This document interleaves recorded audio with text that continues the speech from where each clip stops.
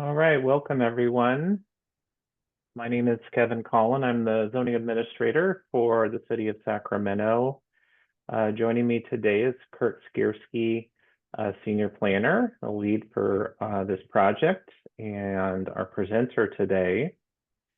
I wanted to, after that introduction, just let you know we are in a webinar format today, so that means your video is off by default. The chat's disabled. And your speakers and will work, however, using the raise your hand feature, and I'll provide instructions for that after we hear from Kirk about what to expect today. There's going to be a lot of information that's covered, and so that you can reflect back on this. It is all already on the city website. All this material is going to be presented. So if you'd like to refer to it after the meeting, I'm going to put a link into the chat now that will take you directly to that website. So we'll give you all the relevant background and the information presented today if you'd like to learn some more. I think with that, Kirk, I'll hand it over to you. All right. Well, thank you, Kevin. So, I will first begin with a presentation. The presentation is about 25 minutes long. And following the presentation, there'll be an open question and answer period. At 4 points during the presentation, there will be a poll or survey questions for you to answer. And then also at any time during the presentation, if you have any questions, you can use the Q&A tab on Zoom, and you can submit those questions. Kevin will be monitoring the questions, and we'll be able to respond to those if we can do so during the presentation if needed, or we can respond to any questions following the presentation, but before we go into the open question and answer period. So with that, I will begin to start my presentation. And while I'm sharing my screen, Kevin is going to launch our first little survey question.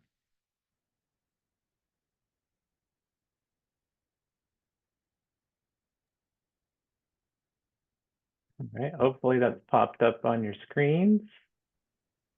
Thank you. I see some answers coming in. You can see the number of attendees in today's meeting listed in the poll. Hopefully we have 19 folks. Yeah, we're looking to understand who's our audience today. Great, thank you. A lot of folks answering the question. Really appreciate that.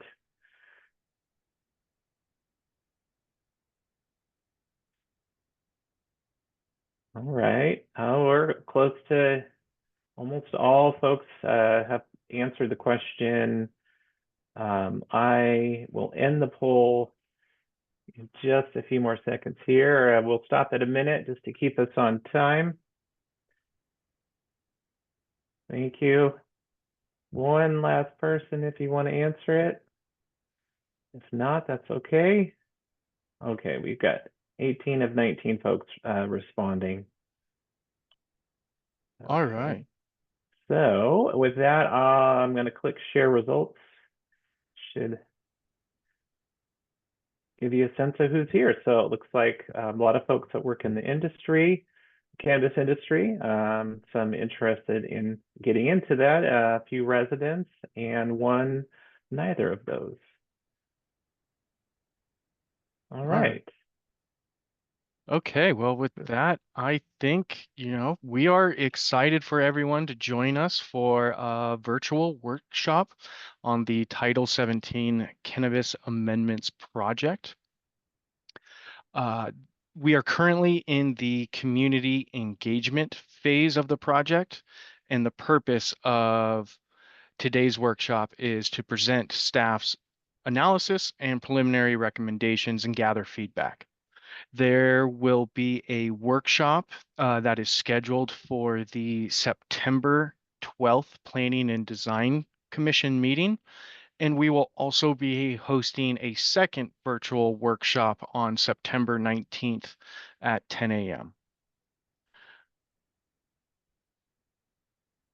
All right. To help set the stage for today's workshop, I will briefly touch on how we got here, but the main focus will be on the 7 points of policy direction provided by the council. The policy direction is essentially the starting point for our analysis and evaluation in considering potential code amendments. There will be in-depth discussion of each policy point and the recommendations. I will conclude with the project timeline, and as mentioned, we will go into an open Q&A session. One thing I did want to bring up during today's workshop, we will not be discussing cannabis consumption lounges. That is a separate project on a similar tract, but it is influenced by this project and how this project will unfold. So with that, we can keep on going to the background. The project has a long history, and I believe the key takeaway is that the council commissioned a comprehensive cannabis study that analyzed our cannabis program and zoning regulations, along with the evolution of the cannabis industry. Following the completion of the study, there were a series of discussions held to gather input, and this ultimately led to the City Council providing staff with 7 points of policy direction relating to cannabis zoning regulations. It is important to highlight the comprehensive cannabis study as it plays an important role in evaluating council's direction and preparing preliminary recommendations. It provides a high-depth analysis of the city's cannabis land uses, and it helps fill in the puzzle of what we know about cannabis land uses and how they interact with other residential, commercial, and industrial uses. On the screen is a summary of the 7 points of policy direction provided by the City Council, and I will go into each one of those individually. Now, policy points 1, 2, and 4 work together in regulating where cannabis land uses can go. Because of this, I will be presenting the policy direction points out of order, starting with those to help paint a better picture of how the preliminary recommendations will come together. The first policy direction point we will discuss was to review cannabis business zoning. So think of this as the permitting process for cannabis land uses. That includes cultivation, manufacturing, distribution, testing, and dispensaries. So does the permitting process make sense? What do we know from the comprehensive cannabis study? What have we seen with past cannabis land use permits? And let's first identify what we know about the current permitting process, its purpose, and what cannabis businesses experience.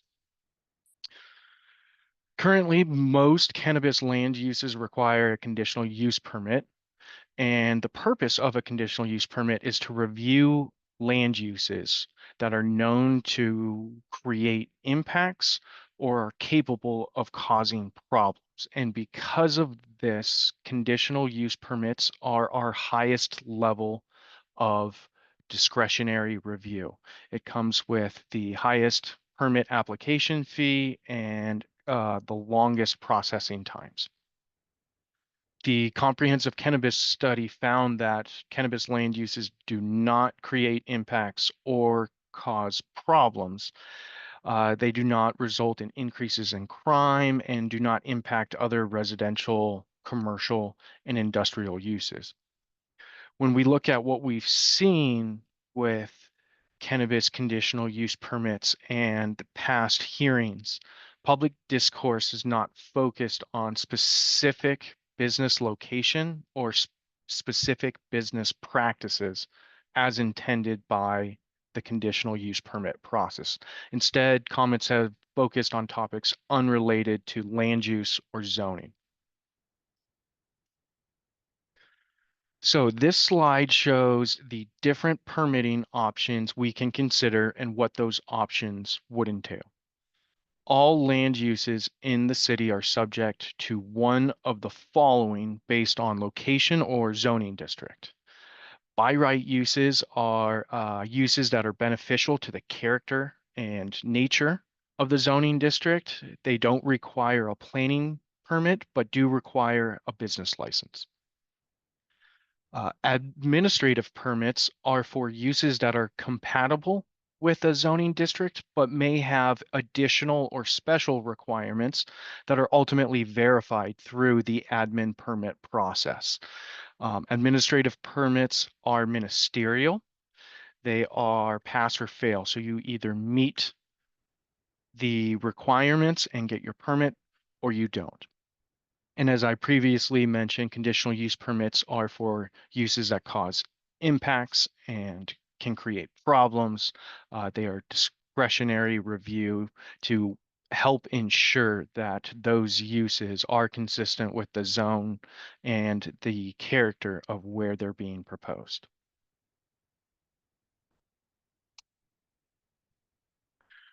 To frame staff's preliminary recommendation, this slide shows a table of the existing permitting requirements for all cannabis land uses. And as previously mentioned, most of them require a conditional use permit or a discretionary permit.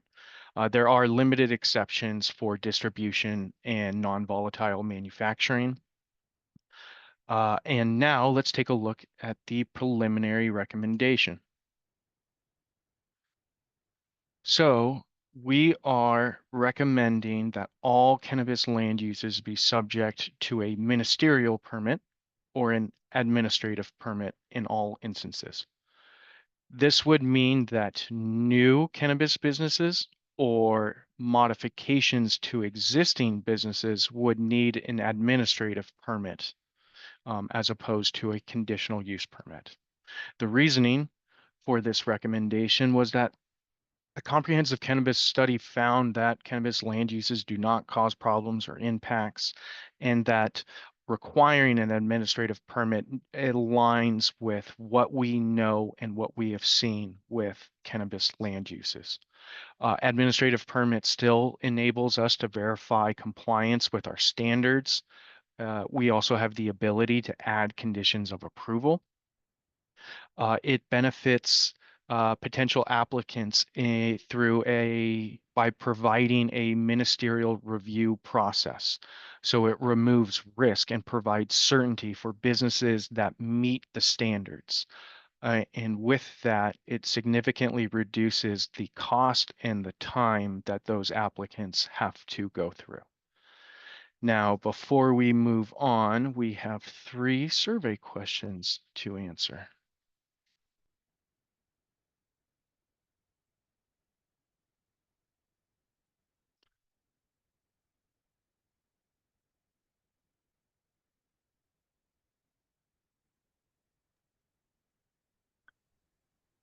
All right, you may need to scroll through those based on your screen or your setup there.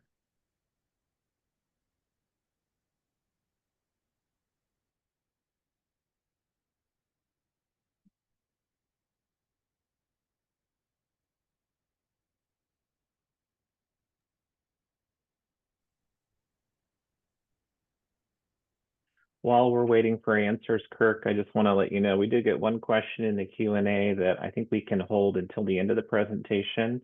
I believe you're going to cover that particular question and provide an answer, and we can get perhaps some more conversation if there's additional detail needed.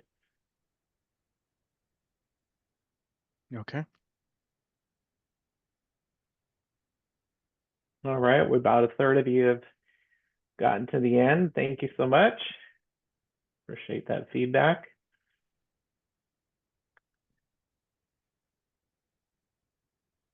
Did you close it? I have not. No, the poll Okay. is still open. Just over half have participated. We're about a minute and 20 seconds in. More questions this time. I thought we'll give it a little bit more time, and we have, yeah, I think we got ample time to get through the presentation and Q&A to given the number of participants.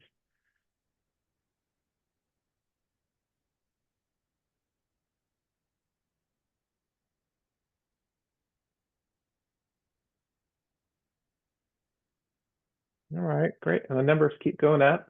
This is awesome.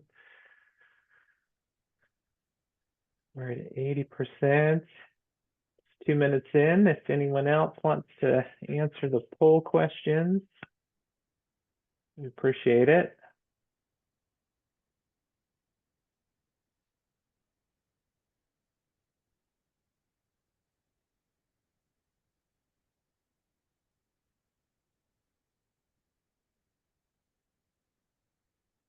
All right, Kirk, we're at 2.5 minutes. We've plateaued at 80%. All in the poll if you're agreeable. Okay. Oh, one more. Sorry to rush you all. We keep everyone on track. All right. Thanks everyone for if you did answer the poll. I'm going to share out the results now for those that did participate.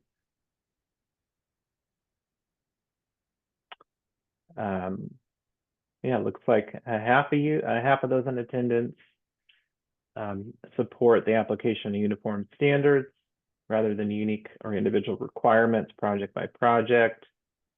About the 44% are neutral on that aspect. Should a public hearing be required? More than half thought no, and about half of that thought that would be appropriate for dispensaries only.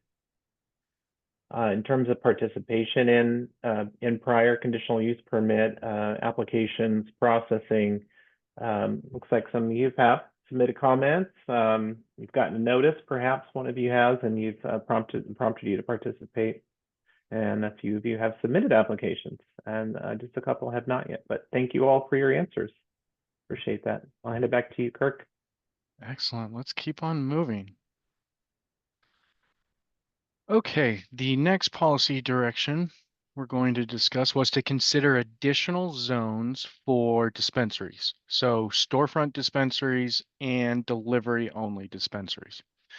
And also to consider allowing storefront dispensaries in the RMX and C3 zones. First, I am going to discuss storefront dispensaries. Then I'm going to go into delivery only dispensaries. So let's start with storefront dispensaries, what we know about the current zones that allow storefront dispensaries, trends we have seen as to where storefronts actually locate and operate, and other retail considerations. And while I talk through this, I will show a map of the current zoning districts that allow storefront dispensaries. So let me pull this up for you. All right. So this map shows the current zoning districts that allow storefront dispensaries, which are heavy commercial and industrial zones. The commercial zones are shown in red hues and the industrial zones are shown in purple hues.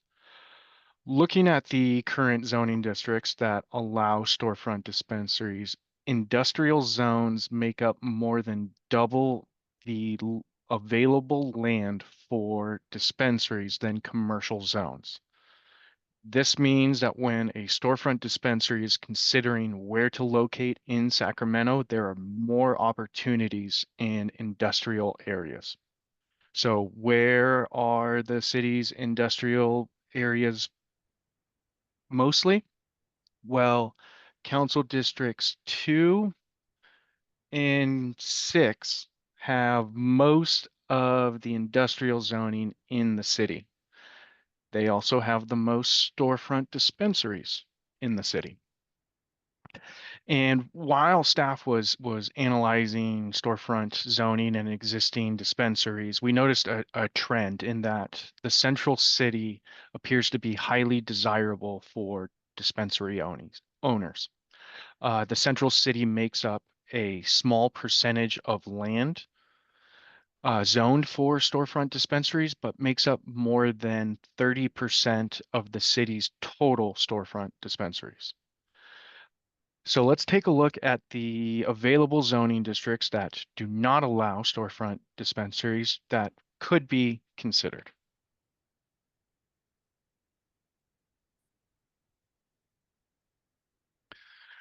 This table shows the available residential mixed use and commercial zoning districts that we can consider to allow storefront dispensaries.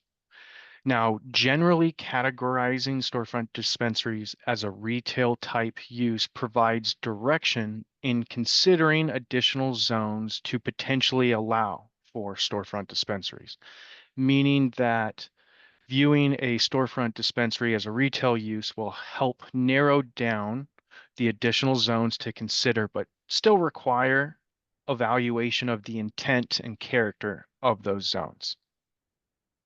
Of the 6 available zoning districts to consider, 3 of those zones are more intended for residential and office uses. They actually have limitations or restrictions on retail uses. The other 3 zones, however, support a wide mixture of retail and service commercial uses that are compatible with residential uses. So let's take a look at where RMX, C1, and C3 are located in the city and the characteristics of those zones.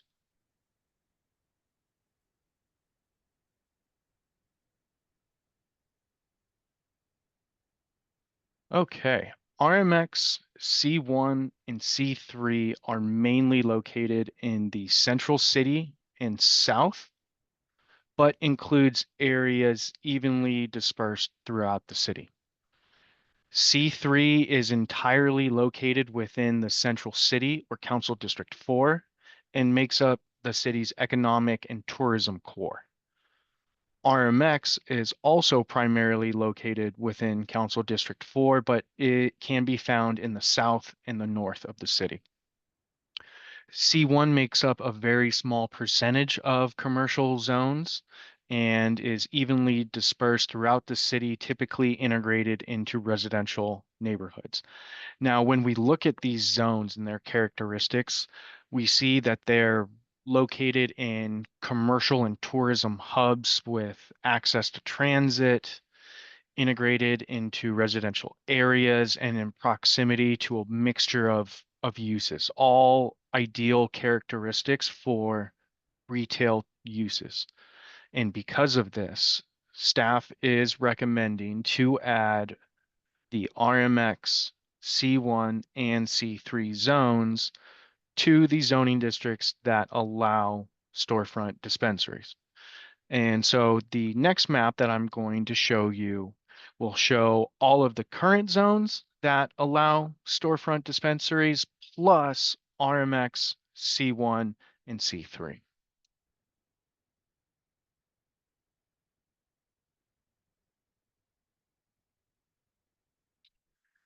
And so if you can recall from the first map, the primary change, it happens here in the central city. And so, okay, with that, we can go into reasoning for the recommendation. So the reasoning is that it is a small but focused increase that would be targeted for the central city and in areas that are near existing transit and walkable. We know that the central city is desired by storefront owners, uh, and it is also near other commercial and residential uses, walkable. The addition of C1 being integrated into residential neighborhoods would provide for increased opportunities for customers to walk or bike to dispensaries. There would be minimal changes to areas with high concentration of dispensaries like Council District 6 and Council District 2. And it's also important to highlight that the comprehensive cannabis study found that that dispensaries do not create problems or issues, are typically good neighbors, integrate into a variety of retail environments, and so that is why we are recommending to add RMX C1 and C3. Before I go into the discussion relating to additional zones for delivery-only dispensaries, we have two survey questions for you to answer.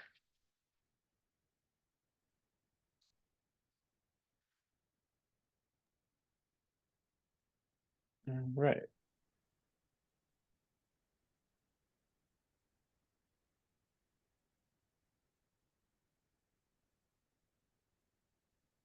Kevin, I believe this should be Oh, three. sorry, folks. That's my bad. We'll come back to this one.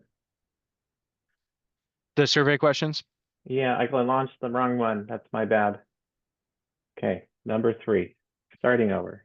And Again, you know what may be helpful is if I pull up this map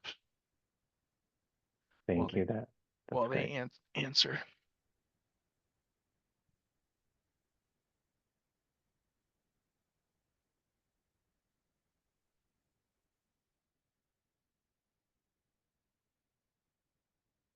Sorry, I need my classes on after 5 o'clock, it seems.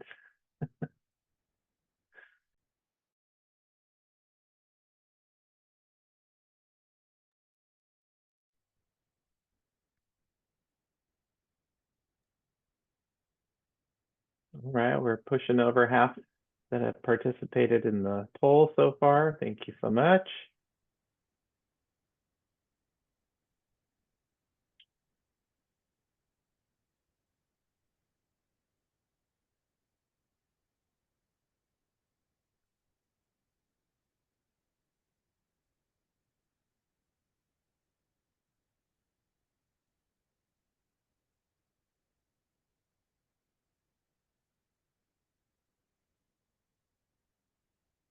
Right, we're all about 16 to 23 folks that have participated, 17. Again, thank you. And Kirk, just for your information, we do have a couple new questions in the Q&A, but again, I think that'd be better addressed at the end of our presentation here. No,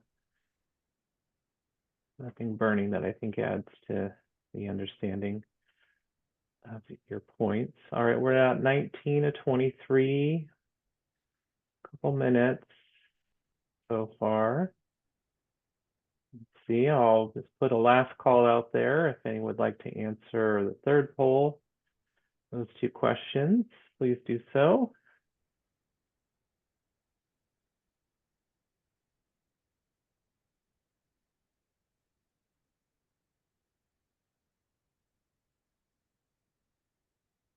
All right, we're just about 2.5 minutes. 20 folks have answered the question of 23. Pretty good. Appreciate your responses there. All right, Kirk. With that, I'm going to end the poll and share out the results for folks.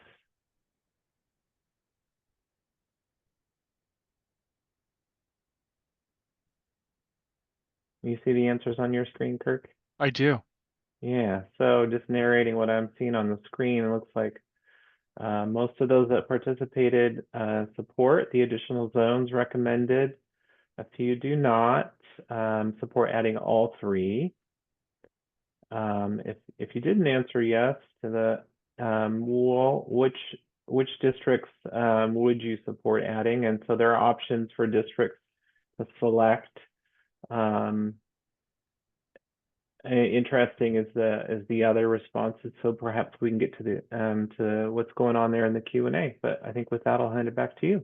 Yeah, I was going to mention that if anyone who submitted other for that second question, if you would be willing to share what other zones you were speaking to specifically in the Q&A tab, and you can of course post anonymously if you would like, but other would help us kind of identify some of the zones we may have missed. But with that, I will keep moving on.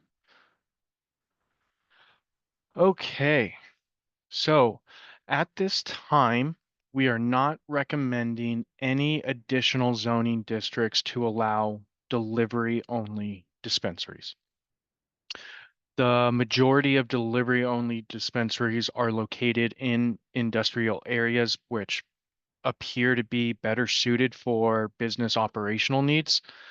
And delivery-only dispensaries are currently allowed in general industrial and heavy industrial zones. Uh, these delivery-only businesses would benefit from the other preliminary recommendations that are being presented tonight. So that is why we are not recommending any additional zones at this time. Okay, the next policy direction I'm going to discuss was to consider limiting sensitive uses to schools, youth-oriented facilities, substance abuse rehabilitation centers, faith-based institutions, and neighborhood and community parks. Let's start with what is a sensitive use? What do sensitive uses mean for dispensaries? What are the implications of our current sensitive use requirements? The purpose of sensitive use buffers are to provide a separation between certain uses and, in this instance, dispensaries. Generally, sensitive uses can be categorized as in, incompatible uses or uses that may be impacted. It can include protection for impressionable or vulnerable populations, or it can include uses of community value. In regards to cannabis land uses and sensitive use buffers, there hasn't been any studies to suggest what is a sensitive use. So we don't really know what is a sensitive use or what should be a sensitive use. And when we look at other jurisdictions across the state, sensitive use requirements vary largely with many different approaches.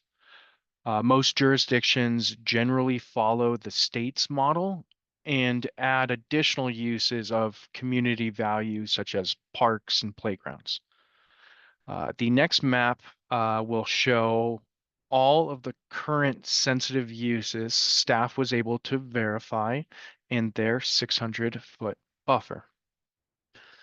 And so this will help kind of explain the implications of our sensitive use standards on storefront dispensaries. Oops. Sorry, having a little bit of a technical issue. Here we go. And we're back. Sorry about that. So, as I mentioned, this map shows all the current sensitive uses we have for dispensaries that we were able to verify mapped along with their 600-foot buffer. The areas in white are located outside of a sensitive use buffer. However, it's important to keep in mind that not all of the white areas are zoned to allow for dispensaries. And so when you're looking at our current sensitive use requirements, we have 9 sensitive uses applicable to dispensaries. And this results in 92% of property zoned for dispensaries being within 600 feet of at least one sensitive use. In addition, we currently allow dispensaries to the ability to locate within a sensitive use buffer with Planning and Design Commission approval. And so when you look at our existing and operating storefront dispensaries, 82% of them are operating within at least one sensitive use buffer.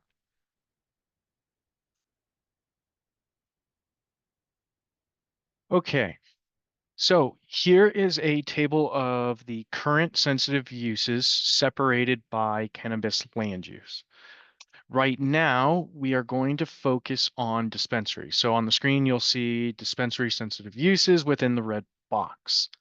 Um, as I mentioned before, there's a 600-foot buffer that dispensaries have to be separated from unless they get planning and design commission approval. And so when we were looking at our current sensitive uses for dispensary, we noticed a trend towards youth and public and institutional uses. And so based on this trend and the findings of the comprehensive cannabis study, staff approached sensitive use recommendations in a way to redefine sensitive uses to one, capture impressionable and vulnerable populations, two, capture public and institutional uses that have community amenities and programs and supported by public investment. And three, include areas where it's more likely to have a mix of the general public of all ages. And and to do it in a way that is clear and concise so that sensitive uses can be easily identifiable by all. The next slide will show staff's preliminary recommendations relating to sensitive use buffers. And let's take a look at that while I discuss the recommendations further. So, as I mentioned, the slide shows our preliminary recommendations related to sensitive uses for dispensaries. First, we are recommending to maintain the 600-foot buffer requirement, but no longer allow the ability to locate within a sensitive use buffer.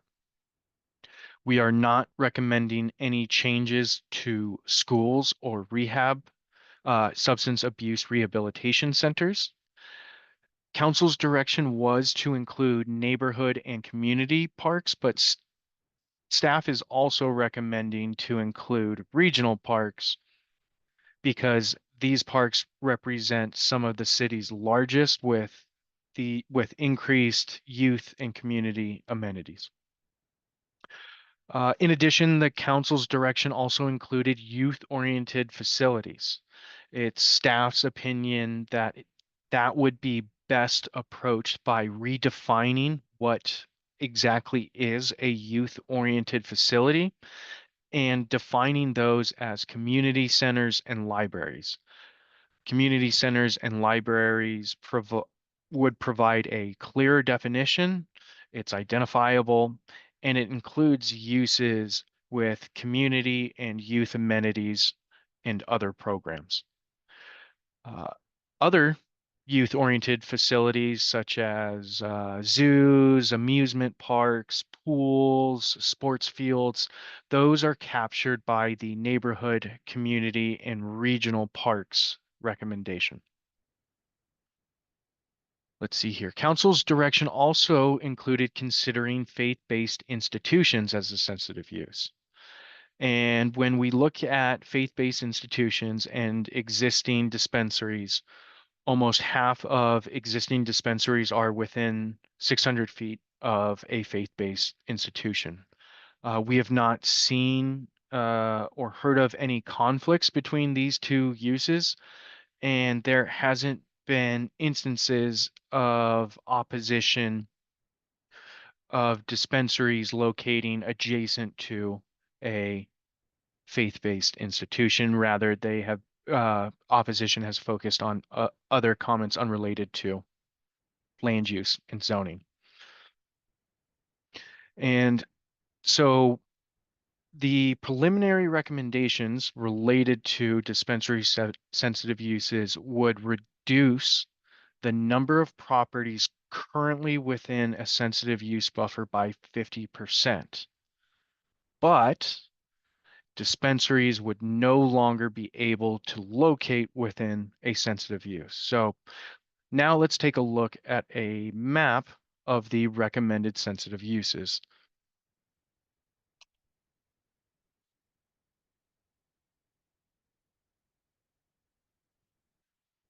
All right. This map shows all of the recommended sensitive uses, and if you can remember the map of the current sensitive uses, you will notice that there is a very stark contrast, pretty big change. As I mentioned, it has been reduced by about 50%.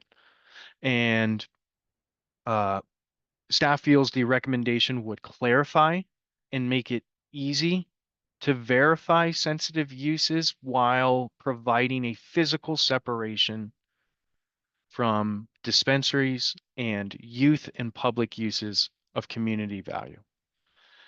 And with that, before we move on, we have two additional survey questions for you.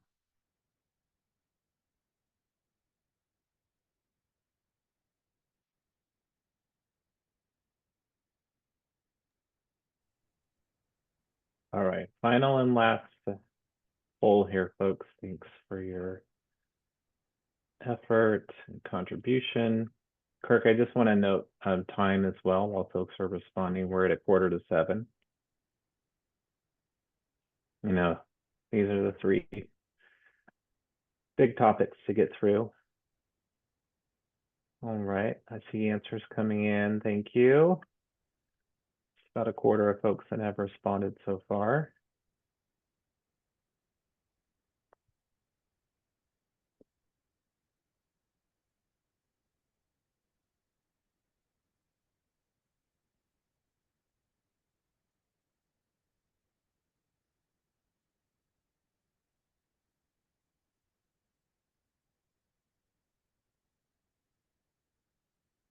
Right, we're just over half. We're a minute into the poll for everyone's reference. Getting more, oh, we're getting close to 3/4 of our attendees answering.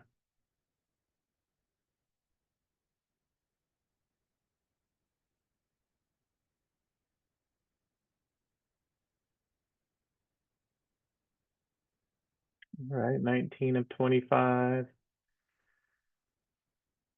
A minute, 30 seconds in. We'll let this go another 30 seconds if you could. Folks, please. Eager to get to the Q&A here. No pressure, Kirk. All right, all right, 23 to 24, 10 seconds. Final call. All right, 2 minutes. Thank you everyone who answered. I've ended the poll. All right, interesting spread there for should there be a physical separation from certain land uses. Over half thought yes, about a third thought no, and with the balance being neutral. And then in terms of what folks thought they would consider a sensitive use, some interesting responses there. Yeah, I'll let them speak for themselves. Sharing the results now. Sorry for that, folks. You can now see what I was narrating. Give me just a couple seconds.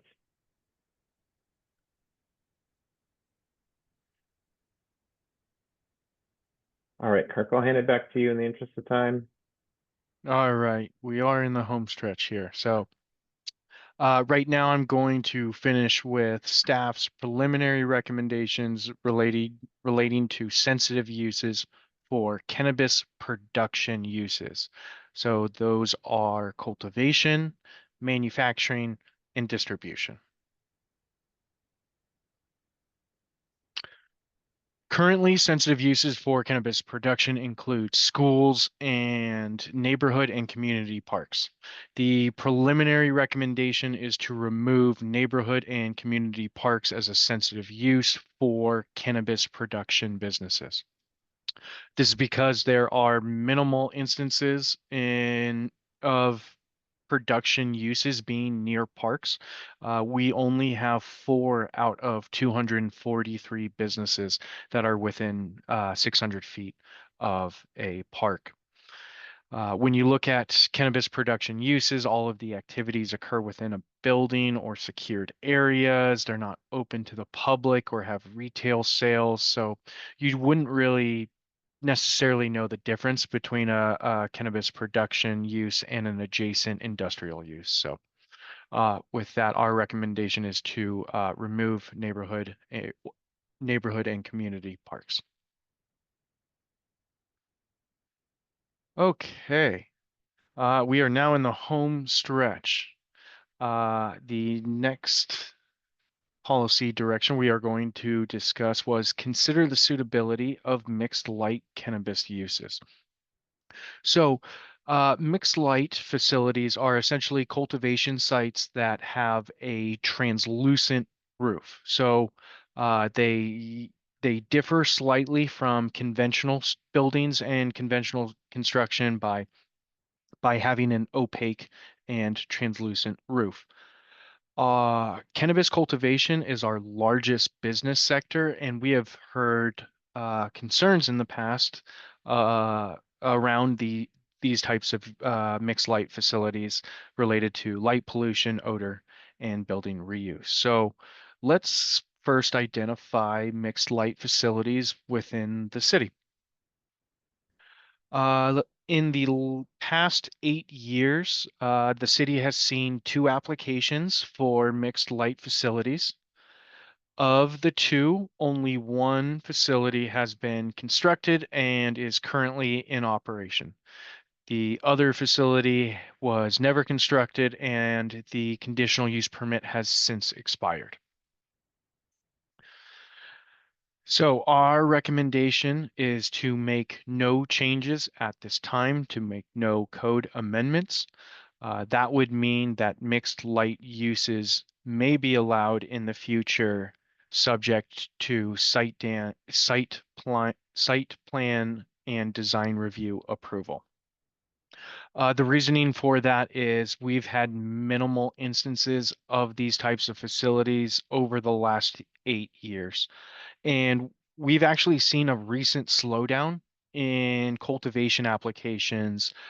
This year, we have only processed one cultivation application, and that was for an existing cultivation site to increase by 7,000 square feet. So those are some of the reasonings for not proposing any changes at this time, and we can keep on moving. So the next policy direction point was to consider removing cannabis distribution from the current uses subject to a district-based square footage cap. And this stems from this goes back to 2018, where essentially the city saw what we called the green wave. We had a rush of cultivation applications come in, and at the time we had approximately 2.8 million square feet of approved cultivation floor area. So there was a big concern regarding cultivation, but back in 2018, there wasn't really concerns related to manufacturing or distribution. So our recommendation is to exclude distribution from the floor area cap. And the reasoning behind that is that cultivation is was the primary driver for that cap. And you just heard about uh, a recent slowdown in cultivation applications in the last policy direction. Well, staff has also audited the floor area for the Southeast Industrial Area in CAP. Now, it is a very labor-intensive effort, but essentially, as of August of this year, there is approximately 1.9 million square feet of entitled floor area. This means that there's approximately 580,000 square feet of available floor area that could be utilized in the Southeast Industrial Cap area. So, um, And on top of that, the comprehensive cannabis study also suggested that the city of Sacramento would likely see a slowdown in cultivation uses. And the reasoning for that is the central and coastal regions of the state provide superior advantages for cultivation businesses, relatively cheap land and utility costs adjacent to major highways and thoroughfares, the ability to grow outdoors, uh, and things of that nature. So, uh, because of all of that, we are recommending to exclude distribution from the floor area cap. The next policy direction we're going to go over was to consider additional zones for non-volatile manufacturing, including infusion and packaging. So this largely stems from the comprehensive cannabis study in which it noticed that it identified that our cannabis manufacturing sector has a very high growth potential. It's integrated into almost all other cannabis business sectors, and we are starting to see a pretty large growth in different cannabis product types that are available to consumers that are becoming more and more popular. So things like topicals, solvents, and edibles. And essentially, the comprehensive cannabis study posed the question of, do our current zoning districts, are they sufficient? Can they accommodate growth in this business sector?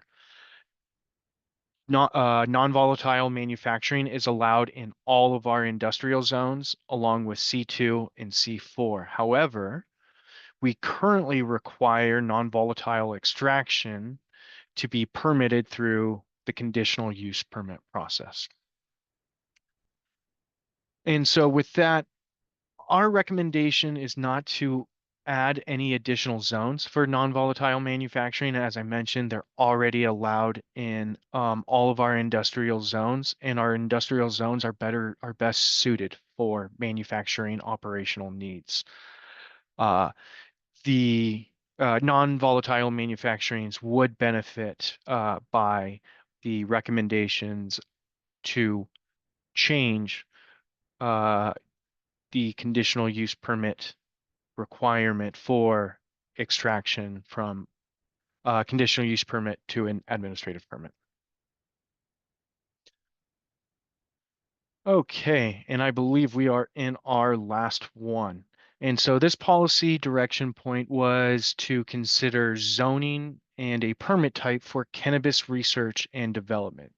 And I think it's important to identify that when we're talking about cannabis research and development, we are speaking to businesses that primarily engage in research and development. Think of laboratory type settings. That is the primary use and function of these businesses. We know uh, a lot of businesses, including cannabis businesses, regularly engage in their own kind of research and development activities. We're not speaking to those. We are speaking to the the primary use of a research and development uh, business. And so some things about cannabis research and development is that, well, what complicates the matter is that there is no state license type for cannabis research and development. And because of this, it's likely that we have not really seen any private sector businesses specifically engaging in cannabis research and development. Uh, And on top of that, the state of California is leveraging the public colleges by providing exclusive grant funding to participate in cannabis research and development activities. And that is actually where we're seeing the most activity related to research and development occur, is through the public college system. And so this this policy direction point came forth very similar to the non-volatile manufacturing in that, hey, it is possible that the Sacramento cannabis industry begins to grow and explore, and that cannabis research and development is a potential new business sector that may be created to help further nudge and move uh, other business sectors like manufacturing. And so the comprehensive cannabis study essentially put the question back on the city is, hey, are our zoning regulations sufficient to accommodate growth in this area, uh, to account for a potential new business sector? And with that, our recommendation is to amend the cannabis testing definition to include cannabis research and development. The reasoning for that is that cannabis testing appear to be the best suited to expand into the research and development sector, and they also have low regulatory barriers of entry. A rather simple and straightforward permitting process with the city. And as I mentioned, uh, there currently isn't a high market demand for cannabis research and development. It could be because the state is leveraging the public colleges, but we will just have to wait and see.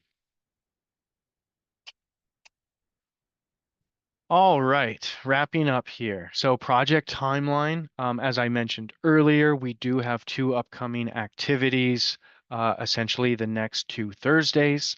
One will be at the Planning and Design Commission, and we will have a second webinar on September 19th. And so we're going through this community engagement phase. We have begun working and drafting the ordinance, and that process will continue. It's it's an evolving process as we get more feedback and more input from the community. And with that, we anticipate bringing forward an ordinance for review come November of this year.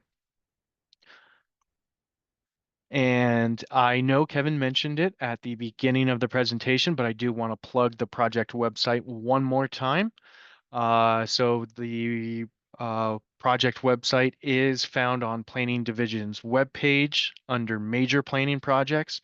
It has everything that was discussed here tonight, all the maps, everything.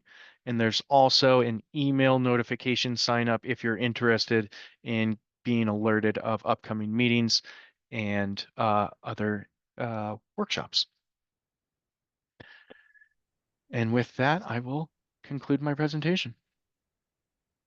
Thanks, Kirk. All right. Oh, awesome. Already see a hand raised. So just wanted to give some instruction about how to interface with Zoom in case you're not familiar. We're going to use the raise your hand feature, which tells me you want to talk. And also it allows me to click a button on my side that permits you to talk. When it prompts you, you're going to want to hit yes, and then your microphone should be unmuted. I think before we get into the Q&A, I don't see any call-in users. If you're on a mobile app, you're going to look for the More tab or perhaps three dots, depending on your device and how the app displays, and that will reveal the hand icon to press to raise your hand. Maybe to get things started, you at the end there touched on the timeline for bringing this to council. That's one of the questions in the Q&A, Kirk. I think to put a finer point to that, Kirk mentioned that ordinance going to a hearing in November. So there are a number of steps that you have to complete before you go to the city council for a vote for adoption. So the November is alluding to a planning and design commission meeting, a public hearing that we're tentatively targeting to have that the council's advisory body for this topic provide a recommendation that would lead to a law and legislation committee hearing subsequently in December that is composed of council members, a subset that would consider the ordinance, and their review is required for the council to consider the ordinance. So pending we clear those 2 marks, then we would be getting to the council afterwards. The exact date is to be determined. January would be practically or physically speaking the earliest, given the change in council that's about to occur. So I think with that answer, there's another interesting question, Kirk, that I think you might want to just to before we hand it over to the public. The question is, why was there a 50% reduction in sensitive uses? Like, what was the thought process involved in that? Yes, so what I think the 50% is more highlighting the amount of land that is affected by sensitive uses. Uh, if if the question kind of relates of why, when we looked at our current sensitive use list, which are 9, and why did we reduce those? The thinking behind that was to try to capture youth uses, public uses, and kind of recreational uses of community value in a clear and concise way. For example, we currently require or identify sensitive or youth-oriented facilities as a sensitive use. And that definition is any business or establishment that caters to youth. So that's a very broad, very ambiguous definition, and some individuals may interpret that differently, and they may believe it applies to different businesses.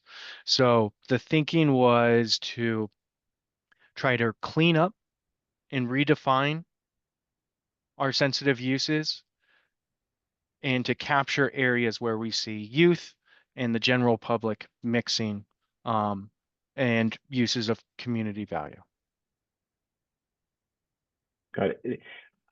Perhaps I was understanding the question a little differently relating to mapping, right? So I think that one of the points you touched on, Kirk, was that if you look at the current uses and the proposed uses, that there's essentially about a half of the land area becomes available. So if that is the question and its intent, our task is first to evaluate the uses and then calculate what is the land difference. It's more of I think just a math equation where we weren't driven by a percentage target to free up land, if that was the question too.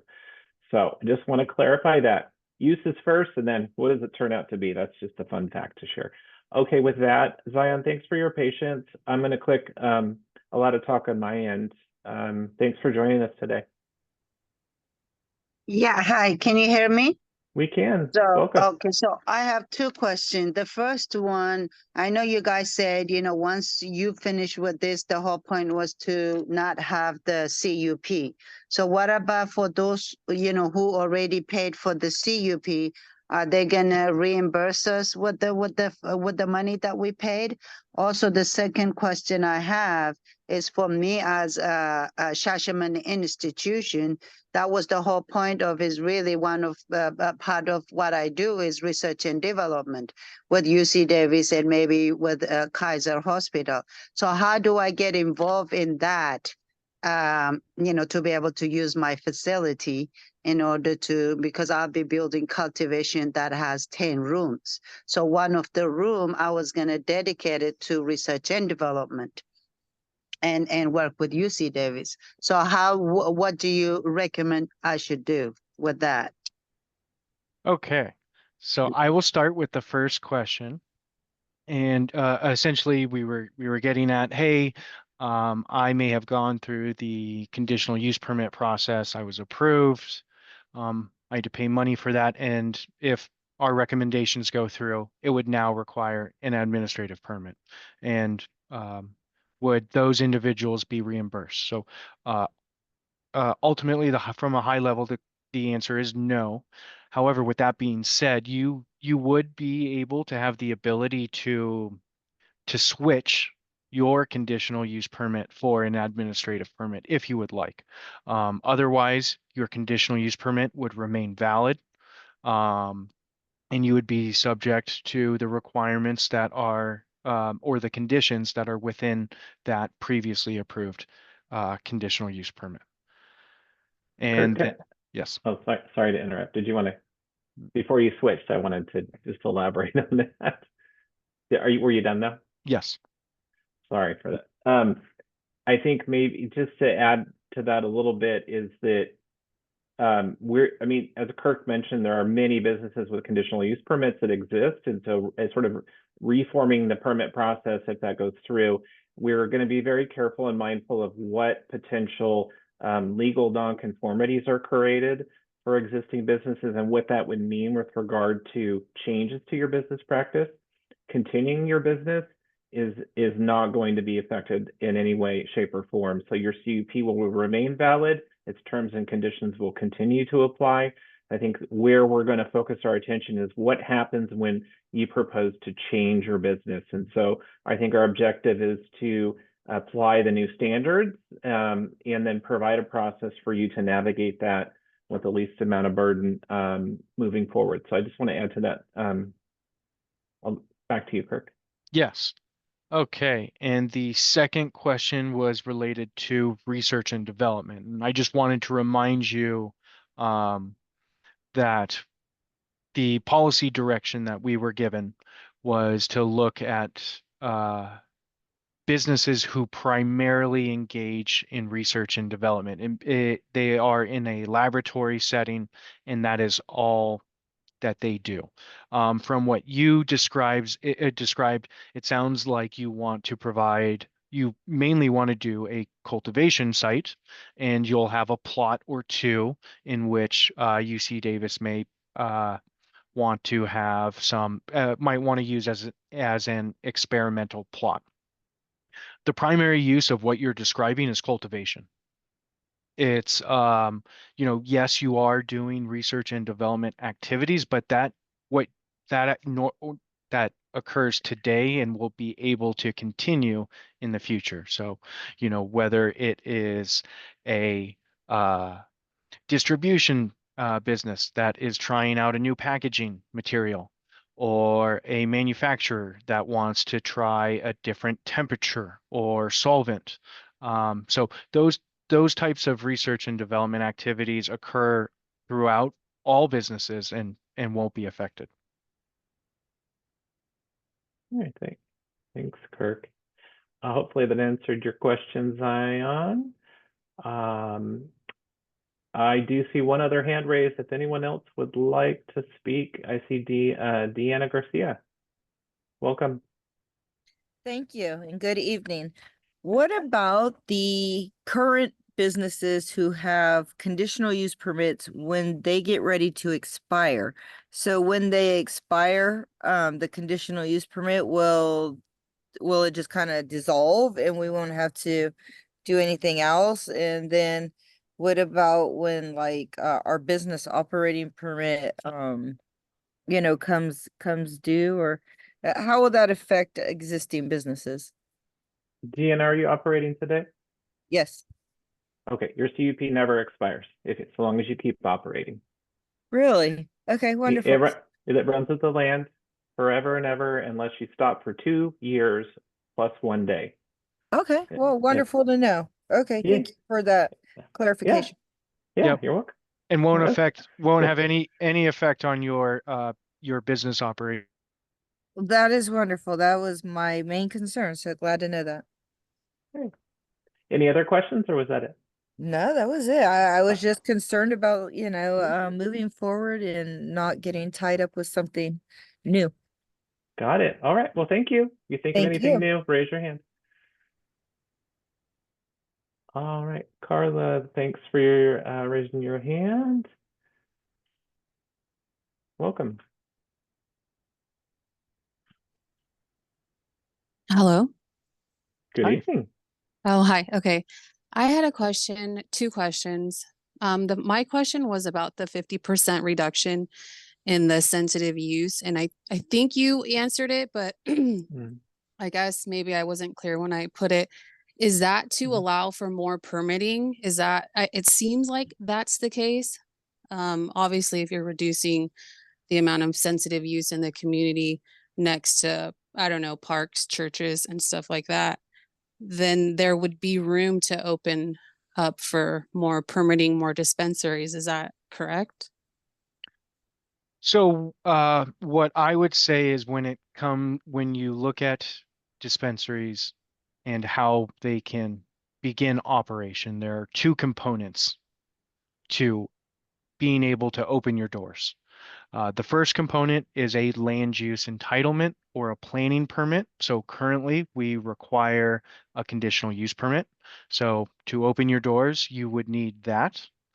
And at a minimum, you would also need a business operating permit that is regulated through our business licensing or Title V of the Sacramento City Code. The council, or let's see here, there is a limit to the number of business licenses for storefront dispensaries. So what we are doing here with our project doesn't have any implications on the number of business licenses available to storefront dispensaries. I believe the Office of Cannabis Management is going about an effort of increasing storefront dispensary licenses. That I believe they brought to the August 20th Law and Legislation meeting for direction. So you may want to stay tuned. And if you're interested in regards to kind of just the business licensing aspect, I would recommend reaching out to them. Our thinking in regards to the sensitive uses recommendations, we weren't necessarily trying just to shorten the list or to make more land available. We wanted to look at what we had, what are we trying to do? What are we trying to protect or provide another physical separation from? And then how can we do that in a clear way that a potential business owner can verify, that city staff can verify, and that's ultimately the list we came up with. And as a result, it freed up 50% of the land. Okay. I did have one other question, if that's okay. Yeah, please. We got plenty of time. Or yes, I was wondering about, I know that in the beginning of the webinar or workshop, you mentioned that lounges won't be discussed. But I know that in the state of California, you have to have the dispensary in order to have the lounge. And so when can we expect a meeting on that, or like a workshop or a council meeting on that? Yes, so that is, like I mentioned previously, is moving forward on a separate track. It is largely affected by this project and the outcomes of this project. So this project is taking a slight priority between the two. And I would expect that that project moves forward in the community engagement phase. So activities similar to today's virtual webinar or workshops, probably later this year or early next year. But Kurt, Okay. but I think that that's for the zoning part you're talking about. So there's two regulatory parts for this. So we're here for zoning. There will be a meeting at the Law and Legislation Committee on September 17th for Title V business regulations for consumption lounges. The agenda is I think next week it would be published with the staff report. So pay attention there if you want to provide input on lounges. I think that the agenda is not final until it's published. So that's the date I understand that those particular staff are heading to the next committee meeting. Okay. You said it's the 17th, Correct. and that'll be public engagement. That is a regularly scheduled Law and Legislation Committee Okay. date. Yeah, and if you go to the city's website under meetings, I can put that, I'll put that in the chat as well, just to help shortcut your searching there. Thank you. Appreciate it. Very welcome. Thank you.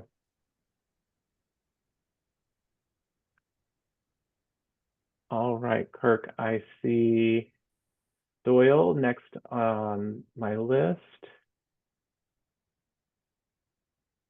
Doyle, I've clicked allow to talk. Welcome. Okay, can you hear me? We can. Awesome. So my question is about the R&D. I want to know what goals or what are you guys actually going for to be researched or developed? Like, is it going to be who can make the most purple weed? Is it going to be something about new products? It's not medical, so we can't see what happens when we.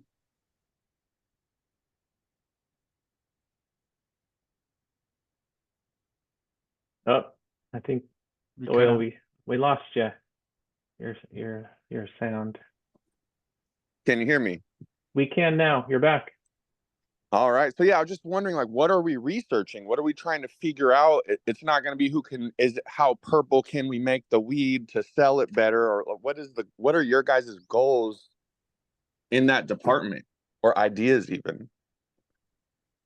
So I think I would clarify what we were trying to address are private businesses who, Indeed, but so like how does that make money to research something that isn't able to be essentially like it's against the law to have an edible over 1,000 milligrams, but we know that medicinally that helps. So I'm just wondering, like, what we're researching, what aspect of cannabis would be researched?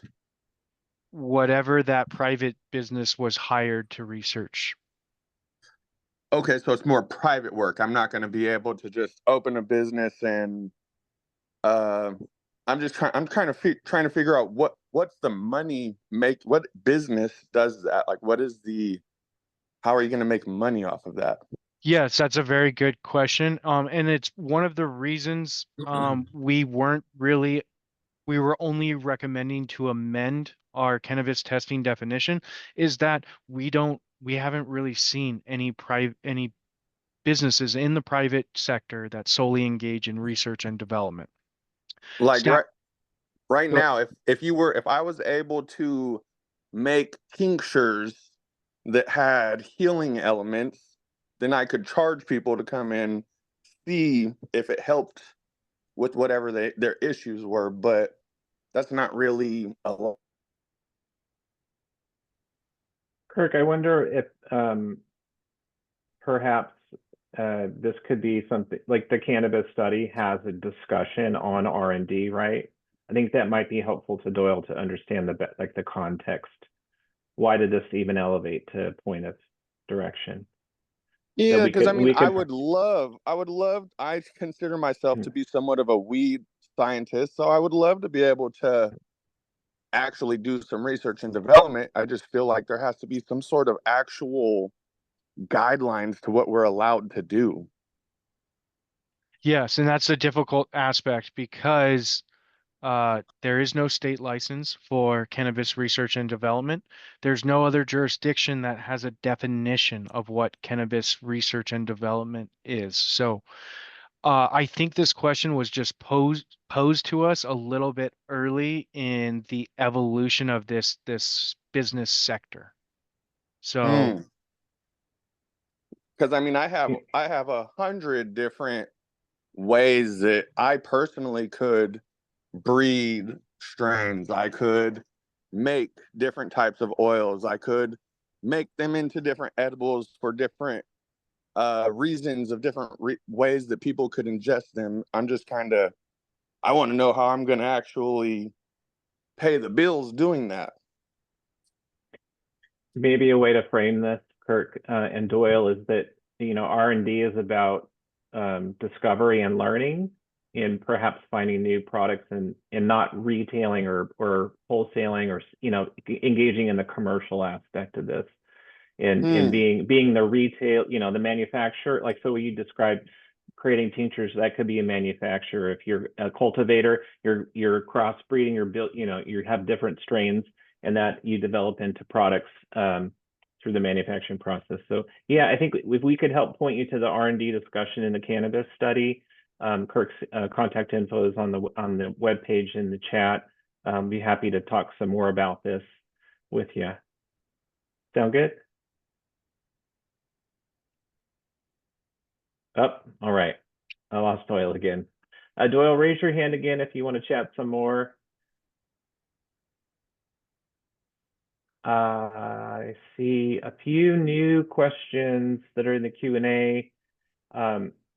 Kirk, I think one maybe important to point to and get some attention to is about consumption lounges being tied to storefront dispensaries and concern about removing the CUP process.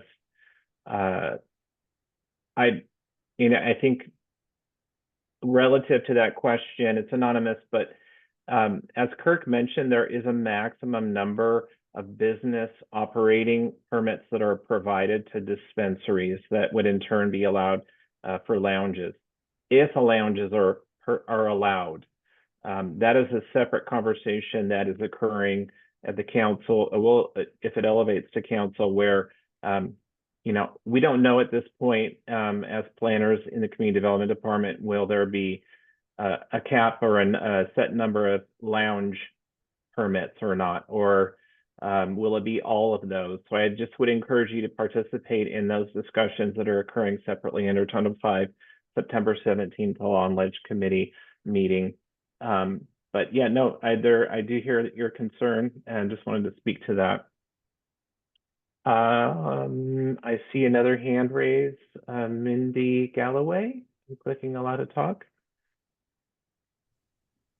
Hi, Kevin and Kirk. My question was on the sensitive uses.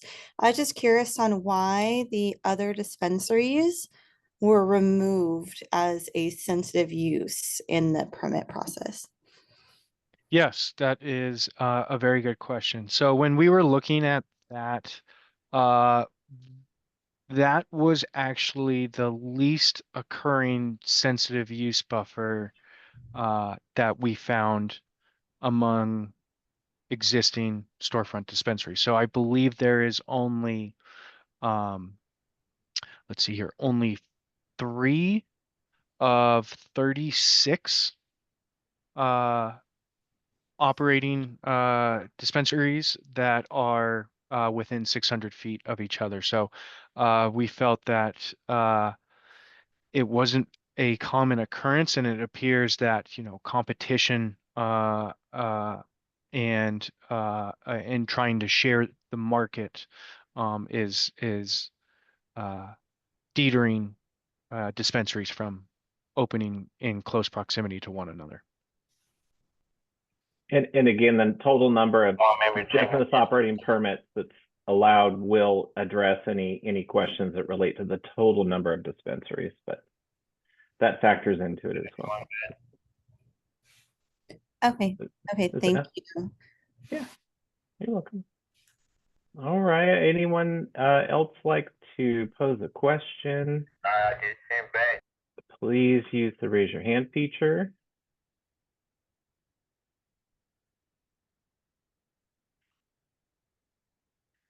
Well, with that, I think I can answer some of the questions that are in the Q&A.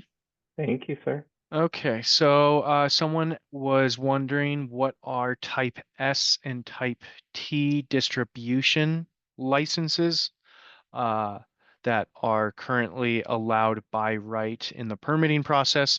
So those type of licenses are self-haulers for distribution, and they're subject to a gross annual receipts sales limit of $100,000.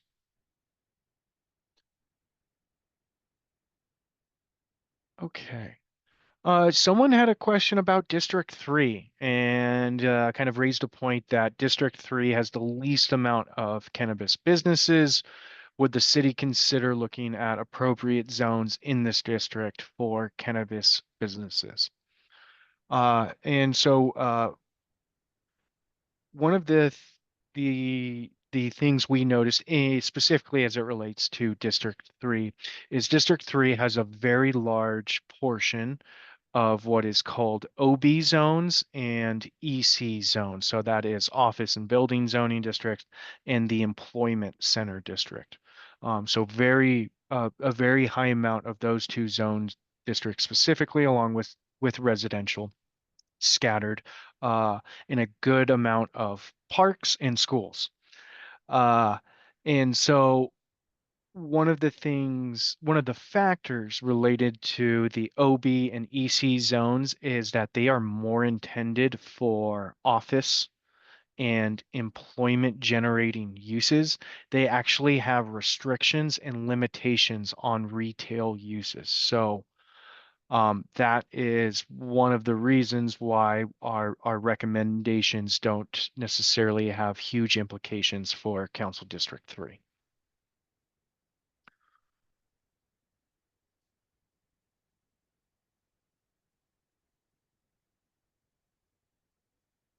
Are you scrolling through the other questions, I Kirk? am. Do you see anything while I go through? Let's see.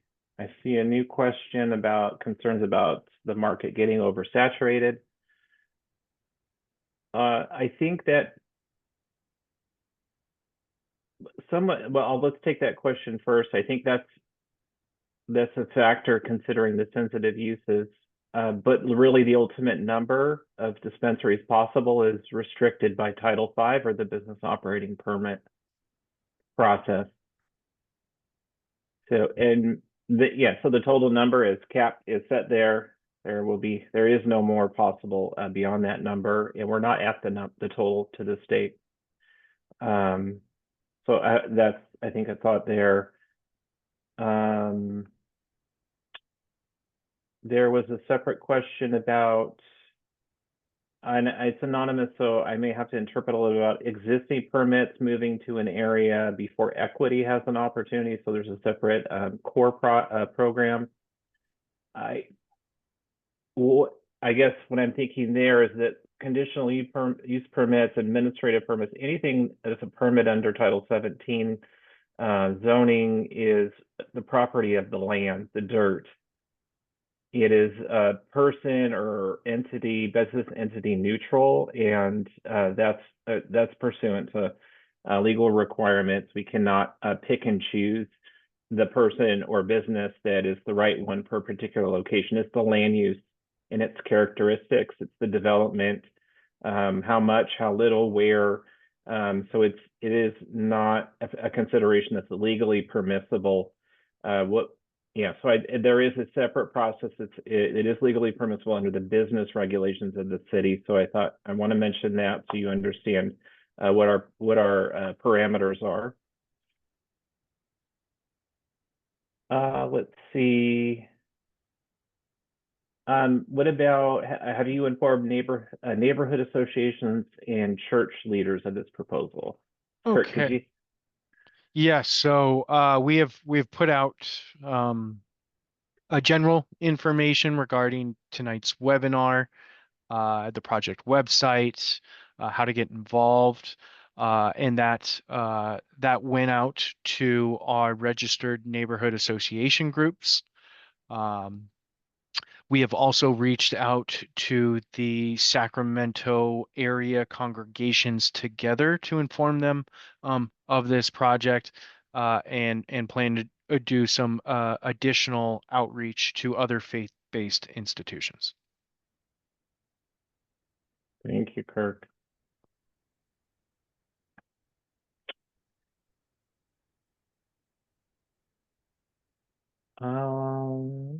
See, I'm scrolling through the list. If anyone wants to raise their hand, would love to hear your voice. We're at 7:30. We got plenty of time.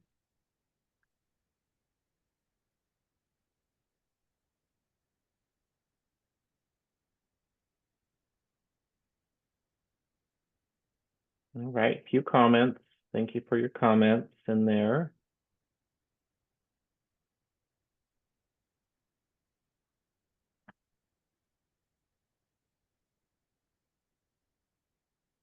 All right, I'm not seeing any new questions.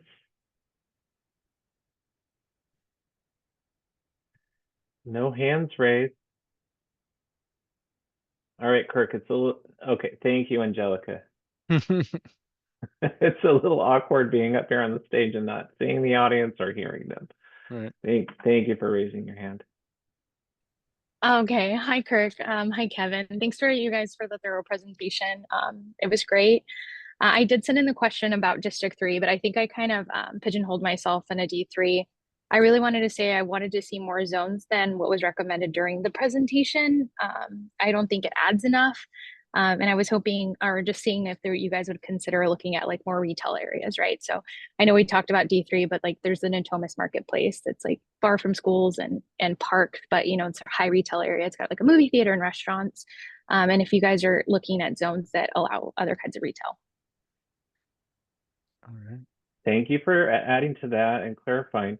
Kirk, are there any commercial zones that,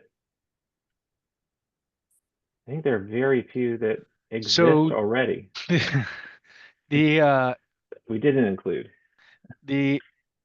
no, I believe we captured all of the commercial and residential mixed use zones. So there were 6 of those total, RO, RMX, OB, EC, C1, and C3. Another factor regarding kind of District 3 is it does have a higher concentration of K through 12 schools than when you kind of compare it to other parts of the city. So those are automatic hard buffers. You cannot be within those schools. So while there is some C2 and C4 zones in Council District 3, they tend to be in close proximity to a sensitive use. Yeah, thanks, Kirk. Yeah, I just think I wanted to convey there are not, I don't think there aren't any more zones that we could add, Right. that are for commercial purposes, notwithstanding the OB zones that Kirk added. But point taken. Thanks for offering that feedback, Angelica. Appreciate it.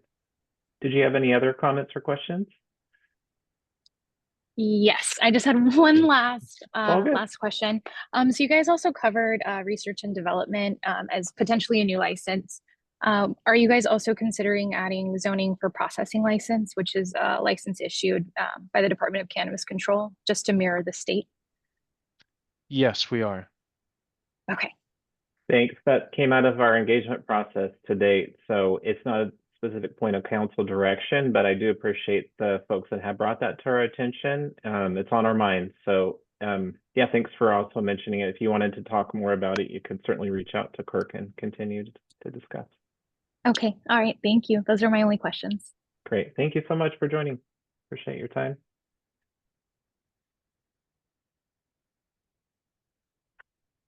Okay, there was one question that came up in the Q&A tab, asking about if we're going to have a copy of our presentation, and we will. I believe we'll also have a link to the recording that will be uploaded to the project webpage, likely to occur by next Monday or Tuesday. So. All right. Thanks for, I was going to mention that. Thank you, Kirk, for beating me to that response.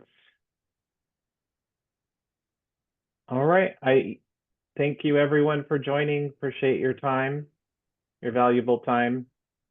As mentioned, there is a project website. Please sign up for updates. Join us at future meetings. I look forward to your continued input, and thank you for helping us do good work on your behalf. All right. Anything else, Kirk, you want to add? No, thank you. Stay tuned. Hopefully see you next Thursday and the Thursday after that. All right. Thank you again, everyone. Have a good night.